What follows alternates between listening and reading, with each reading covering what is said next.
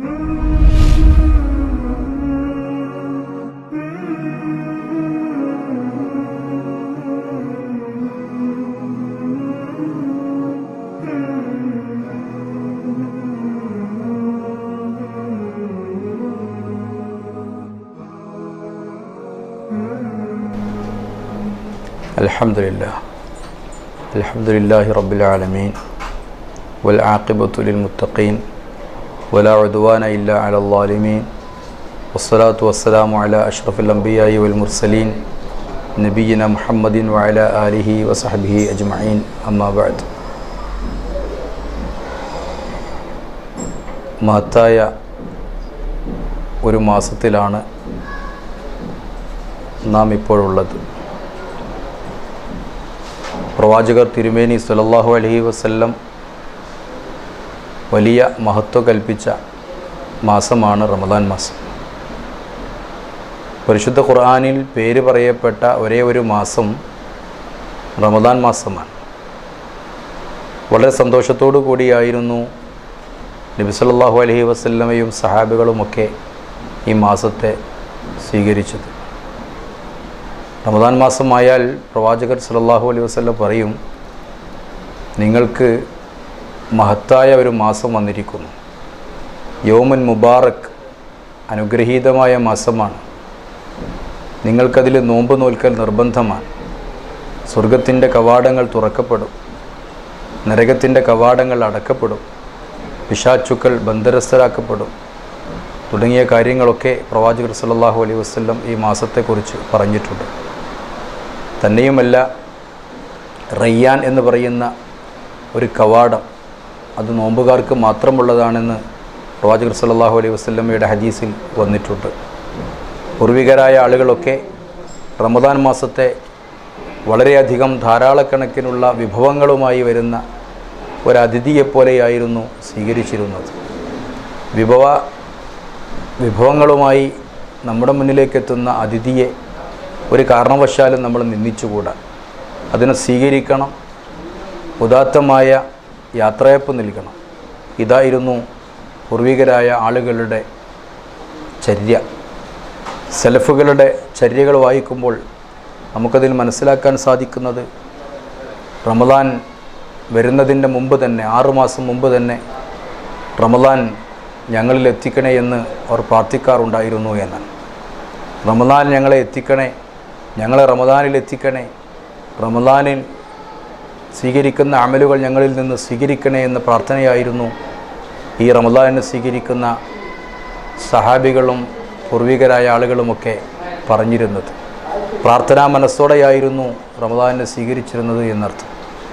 തന്നെയുമല്ല, അത് കഴിഞ്ഞാൽ, റമദാൻ കഴിഞ്ഞാൽ പിന്നീട് വരുന്ന 6 മാസക്കാലം റമദാനിൽ ചെയ്തിരുന്ന അമലുകൾ സ്വീകരിക്കാനും അവർ പ്രാർത്ഥിച്ചിരുന്നു എന്നും, റമദാൻ മാസം സമാഗതമായാൽ ഇനി റമദാൻ കഴിയുന്നത് വരെ ഞങ്ങളുടെ റൂഹ് പിടിക്കരുതേ എന്ന് പറഞ്ഞ് പടച്ചതമ്പുരാനോട് അവർ പ്രാർത്ഥിച്ചിരുന്നു എന്നുമൊക്കെ പൂർവികരായ ആളുകളുടെ ചര്യകളിൽ നമുക്ക് കാണാൻ സാധിക്കും.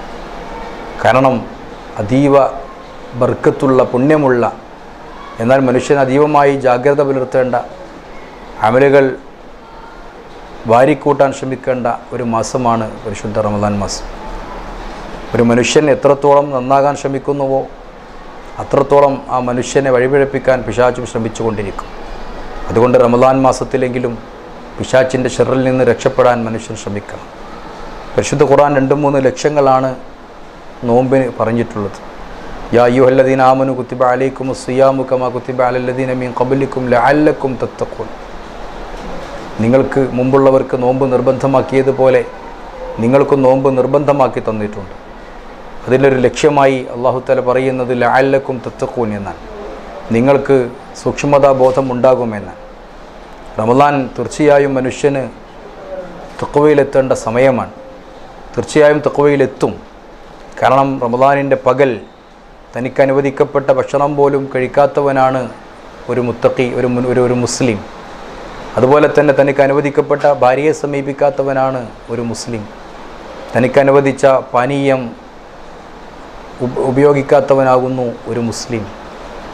അതുകൊണ്ട് റമദാനിൻ്റെ പകൽ പോലും തനിക്ക് ഹലാലായ കാര്യങ്ങൾ പോലും വർജിച്ച് ശീലിച്ച ഒരു മനുഷ്യൻ റമദാൻ കഴിയുമ്പോഴേക്ക് ഒരിക്കലും അവൻ മോശമാവുകയില്ല, അവൻ തിന്മയിലേക്ക് പോവുകയില്ല, വ്യഭിചരിക്കാനും മദ്യപിക്കാനും അവൻ പോവുകയില്ല. റമദാനിൽ പരിശീലനം നേടുന്ന ആ ഒരു മാസത്തെ പരിശീലനം തീർച്ചയായും അവൻ്റെ ജീവിതത്തിൽ മാറ്റങ്ങളുണ്ടാക്കും.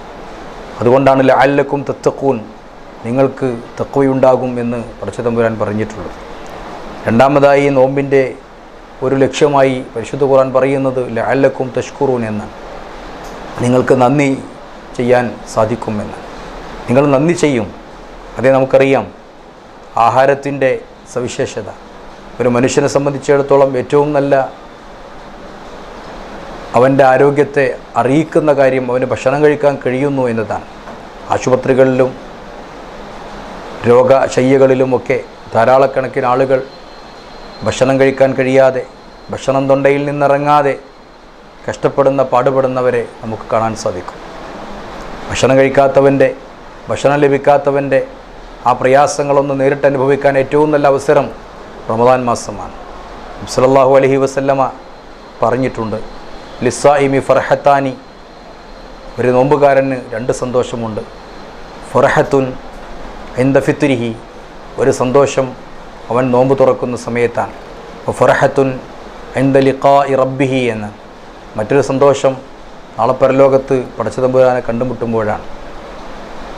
നോമ്പ് തുറക്കാൻ സമയമുള്ള ആ സന്തോഷം നമുക്കറിയാം. 10-15 മണിക്കൂർ നോമ്പ് പിടിച്ച് മഗ്രിബ് നമസ്കാരത്തോടുകൂടി ബാങ്ക് കൊടുക്കുന്ന സമയത്ത് നോമ്പ് തുറക്കുമ്പോൾ ആ മനുഷ്യൻ റഹബല്ലമൗ വബത്തല്ലത്തിൽ ഉറൂഖു വസബത്തൽ അജ്റു ഇൻഷാ അല്ലാഹ് എന്ന് പറയുമ്പോൾ ആ മനുഷ്യൻ്റെ മനസ്സ് സന്തോഷം കൊണ്ട് മതിമറക്കുകയാണ്. ഇതുവരെ ഞാൻ കഴിക്കാതിരുന്ന ഭക്ഷണം ഇനി എനിക്ക് കഴിക്കാമല്ലോ എന്നൊരു വല്ലാത്തൊരു സന്തോഷം ചെറിയ കുട്ടികൾ മുതൽ വലിയവർ വരെ പ്രകടമാകുന്നു എന്ന് നമുക്കറിയാം. രണ്ടാമതായി പടച്ച തമ്പുരാൻ്റെ പ്രവാചകർ സല്ലല്ലാഹു അലൈഹി വസല്ലമ പറഞ്ഞത് ഫർഹത്തുൻ ഇൻദ ലിഖാഇ റബ്ബിഹി എന്ന, നാളെ പരലോകത്ത് പടച്ച തമ്പുരാനെ കണ്ടുമുട്ടുമ്പോഴുള്ള സന്തോഷമാണ്. ആ സന്തോഷവും ഇൻഷാ അല്ലാഹ് പറഞ്ഞറിയിക്കേണ്ടതില്ല. നാളെ പരലോകത്ത് പ്രവാചകർ സല്ലല്ലാഹു അലൈഹി വസല്ലം പഠിപ്പിക്കുന്നത് ഇന്നക്കും സതറൗന റബ്ബക്കും കമാ തറൗനൽ ബദ്റ യൗം ലൈലത്തുൽ ബദ്ർ, പൗർണമി ദിവസം, പൂർണ്ണ ചന്ദ്രനുള്ള ദിവസം എങ്ങനെയാണ് നിങ്ങൾ ചന്ദ്രനെ കാണുന്നത് എങ്കിൽ അതുപോലെ നാളെ പരലോകത്ത് നിങ്ങളുടെ പടച്ചവനെ നിങ്ങൾ കാണുമെന്ന് അള്ളാഹുവിൻ്റെ റസൂൽ നമ്മോട് പറഞ്ഞിട്ടുണ്ട്. അത് വല്ലാത്തൊരു സന്തോഷം തന്നെയാണ്. പരിശുദ്ധ ഖുർആനിൽ പറഞ്ഞിട്ടുണ്ട്, ലില്ലദീന അഹ്സനുൽ ഹുസ്ന വസിയാദ, ദുനിയാവിൽ വെച്ച് നന്മ പ്രവർത്തിക്കുന്ന ആളുകൾക്ക് നന്മയുമുണ്ട്, കുറച്ചധികവുമുണ്ട്. ആ സിയാദ എന്ന് പറഞ്ഞാൽ ആ അധികമുള്ളത് എന്ന് പറയുന്നതിനെ മഹാന്മാരായ മുഫസ്സിറുകൾ വ്യാഖ്യാനിച്ചത് അത് ലിഖാഉർ റബ്ബ് എന്നാണ്. റബ്ബിനെ കണ്ടുമുട്ടുക എന്നതും റബ്ബിനെ ദർശിക്കുക എന്നതുമാണ്. അതുകൊണ്ട് നോമ്പുകാരന് മാത്രമുള്ളതാണ്, അല്ലെങ്കിൽ നോമ്പുകാരൻ്റെ ഒരു സവിശേഷതയാണ് നാളെ പരലോകത്ത് റബ്ബിനെ കണ്ടുമുട്ടുമ്പോൾ സന്തോഷത്തോടു കൂടി അവന് റബ്ബിനെ കാണാമെന്നത്. മൂന്നാമതായി നോമ്പിൻ്റെ ഒരു ലക്ഷ്യം പറയുന്നത് കസ്റു ഷഹവാത്താണ്, വികാരങ്ങളെ നിയന്ത്രിക്കുവാനാണ്. യുവാക്കളോട് അള്ളാഹുവിൻ്റെ റസൂൽ പറഞ്ഞത്, നിങ്ങൾക്ക് സാധിക്കുമെങ്കിൽ നിങ്ങൾ നോമ്പ് നോൽക്കുക, അതിന് കഴിയില്ലെങ്കിൽ നിങ്ങൾക്ക് സാധിക്കുമെങ്കിൽ നിങ്ങൾ വിവാഹം കഴിക്കുക, വിവാഹം കഴിക്കാൻ നിങ്ങൾക്ക് കഴിഞ്ഞില്ലെങ്കിൽ നിങ്ങൾ നോമ്പ് നോൽക്കണമെന്ന്. ആ നോമ്പ് അവനൊരു സംരക്ഷണമാകുമെന്ന്. മനുഷ്യനിലെ വിചാരങ്ങളെ നിയന്ത്രിക്കാനുള്ള ഒരവസരവും ഒരു നല്ല ഇബാദത്തും കൂടിയാണ് നോമ്പ് എന്നും നാം മനസ്സിലാക്കുക. മുഴുവനായി നോമ്പിൻ്റെ അന്തസ്സത്ത് ഉൾക്കൊണ്ടുകൊണ്ട് ഈ റമദാൻ മാസത്തെ സ്വീകരിക്കുകയും നല്ല രൂപത്തിൽ യാത്ര പറഞ്ഞയക്കുകയും ചെയ്യുക എന്നത് നമ്മുടെ ബാധ്യതയാണ്. അള്ളാഹു അനുഗ്രഹിക്കട്ടെ. വസല്ലല്ലാഹു അലാ നബിയിന മുഹമ്മദിൻ വഅലാ ആലിഹി വസഹബിഹി അജ്മഈൻ വൽഹംദുലില്ലാഹി റബ്ബിൽ ആലമീൻ. അസ്സലാമു അലൈക്കും വറഹ്മത്തുള്ളാഹി.